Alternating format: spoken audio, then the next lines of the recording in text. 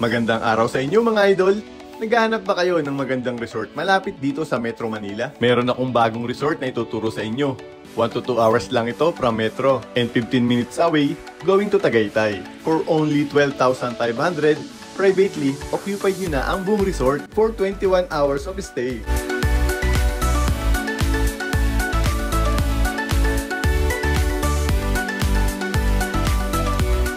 Kaya ngayong araw mga idol, samahan nyo ako at puntahan natin ang bagong-bagong resort na ito dito lamang sa Barangay 5, Amadeo, Cavite. Let's go! Tara mga idol, pasok tayo dito sa loob ng The Glass Cabin Resort. Pagpasok ko pa lang, ayan dito yung kanilang malaking swimming pool.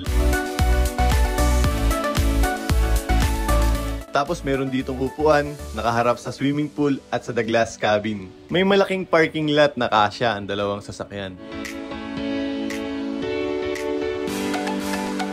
Meron itong dalawang glass cabin. At syempre, lahat yan ipapasilip ko sa inyo mga idol. Let's go! Pagpasok nga natin dito sa sliding door, ay bubungad sa atin ang napakaganda nilang living area. May magandang display at mga paintings. Akyat naman tayo dito sa hagdan patungo dun sa kanilang loop bed. May dalawang queen size bed and full air condition na rin ang buong room mga idol. Napakaganda ng view kapag andito ka sa kanilang loop bed. Ngayon naman mga idol, check natin ang kanilang comfort room. Grabe, sobrang cozy ng dating at lahat ng materyales na ginamit yari pa sa mga gold. May shower and heater with bidet. Ito naman yung living area ng kabilang glass cabin. At kulay pink ang theme nito.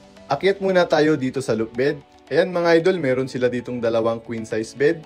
Naka-full air conditioner rin yung buong room. Meron silang extra beddings para sa excess packs. Kulay pink yung comfort room dito with shower, heater, and bidet.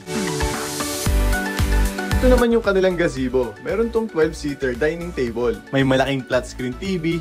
Kaya kahit manood kayo ng Netflix the whole day, ay all goods dito mga idol. Naka-free wifi na. Ito naman yung outdoor kitchen ng The Glass Cabin. Lahat ng gagamitin nyo sa pagluluto, ayan dito na. Bibili na lang talaga kayo ng lulutuin nyo at meron silang refrigerator na pwede nyo paglagyan at meron pa ditong icebox. May kutsara, plates, and glass. May outdoor CR na malapit sa kitchen.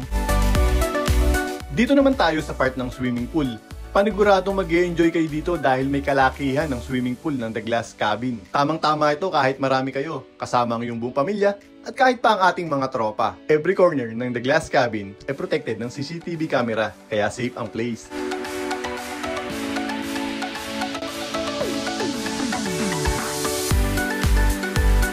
For booking and inquiries, just message lang kayo sa official FB page ng The Glass Cabin. So paano mga idol, hanggang dito na lang at magkita-kits ulit tayo sa ating mga next travel destination. Ride safe sa inyo!